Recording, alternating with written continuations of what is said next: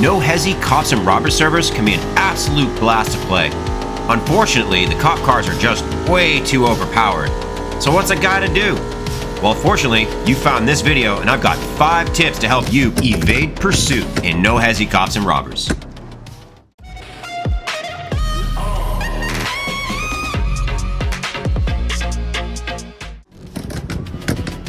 Okay, so the very first tip that I have to share with you is learning how to turn 2 lanes into 3 lanes and 3 lanes into 4.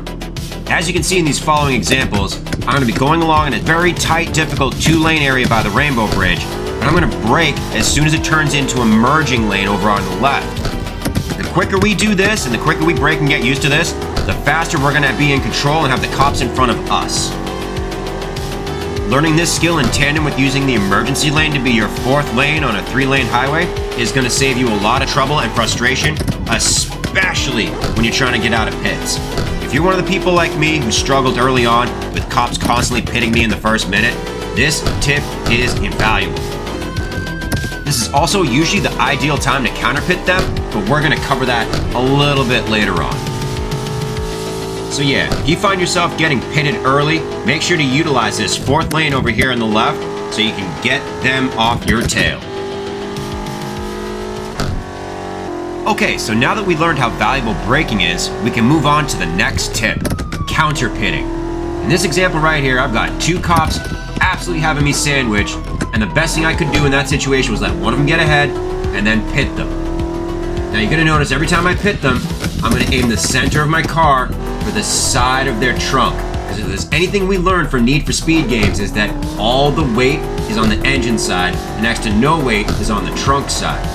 So make sure to brake and then like this, boom, right in the side, send them reeling. Make sure to establish a little more contact as well to try and get them upside down.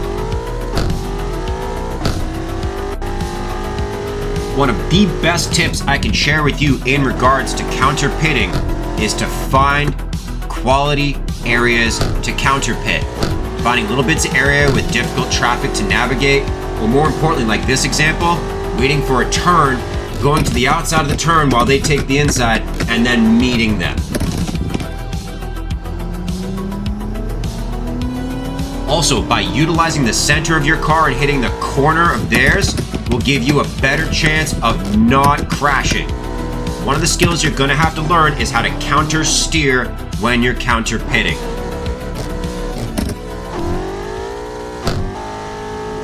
Alright, so those first 2 tips should help get the majority of pursuers off your tail. However, there's still going to be a couple that are just going to stick to you like glue, and thankfully, oh, there he goes, we have situations like this. Braking before exits.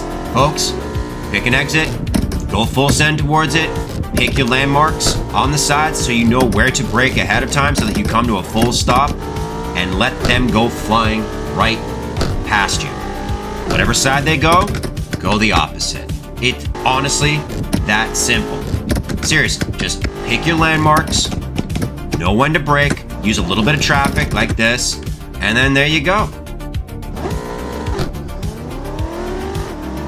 This does work best in highway areas as 2 lanes aren't really going to be too effective for this. But sometimes you're also going to have to coerce someone like this, kind of nudge them a little bit, and then just go the opposite direction and leave them in the dust. Okay, so now that we've established some solid braking fundamentals, some counter pitting fundamentals, and an ability to stop short of exits, we've now got time to learn the 4th valuable tip, using traffic to block your pursuers. So, you're going to be going through some difficult traffic like this. You need to find 2 cars that are lined up next to each other like this, and just pull to the side of them, because they're going to protect you. Because in order to keep pursuing you, those cops are gonna have to crash the cars behind you. When they crash the cars behind you, you are now getting more space between you and your pursuer. And as just seen, sometimes braking short of traffic in front of you will also create more space to allow you to counter pit them. So yeah, having a pursuer in a 2-lane like this, going into a corner and finding a little bit of traffic like that to stop behind can have deadly, absolutely deadly consequences for anybody still chasing. Just remember to engage contact on the side of their car with the center of your car. And folks, after a while, you're gonna get so good at braking and using traffic, you're not even gonna have to counterpit them, they're gonna counterpit themselves. Okay, so the fifth and final tip that I have for you is to develop attrition. No matter how good you get with the 4 tips that I provided with you, there are still gonna be pursuers that are gonna be unshakable, unflappable, and they are determined to take you down.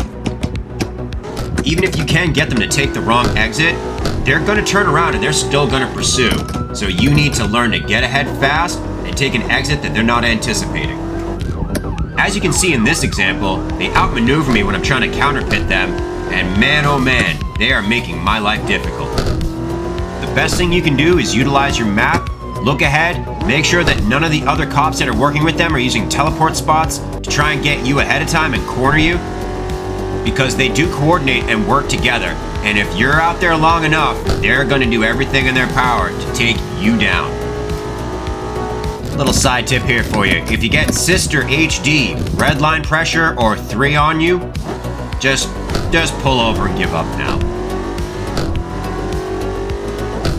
So yes, hopefully these 5 tips have made you a better racer, made your life a lot easier when trying to evade cops, and most importantly of all, stay tuned for part 2 because I've got a lot more tips to share like this.